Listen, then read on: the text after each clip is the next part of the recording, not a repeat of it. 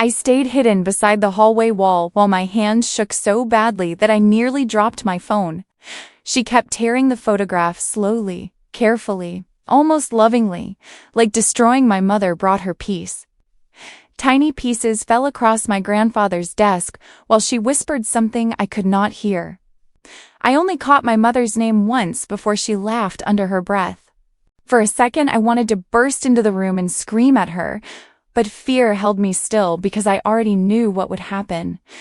She would cry, my father would panic. Somehow, the story would twist until I became the cruel one again. That was always her gift. She could stab someone emotionally while smiling softly enough to look innocent.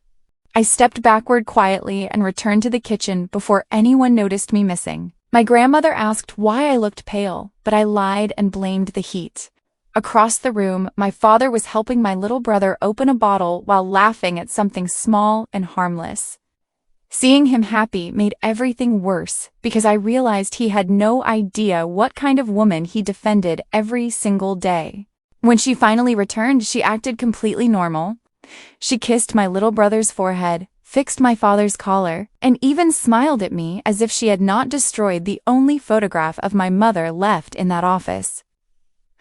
I stared at her hands during dinner, wondering if tiny scraps of the picture were still stuck beneath her nails.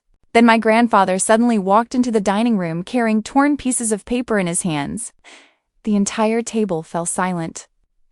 He looked directly at my father before asking who entered his office. Nobody answered immediately, but she reacted first. She began crying. Not softly, violently.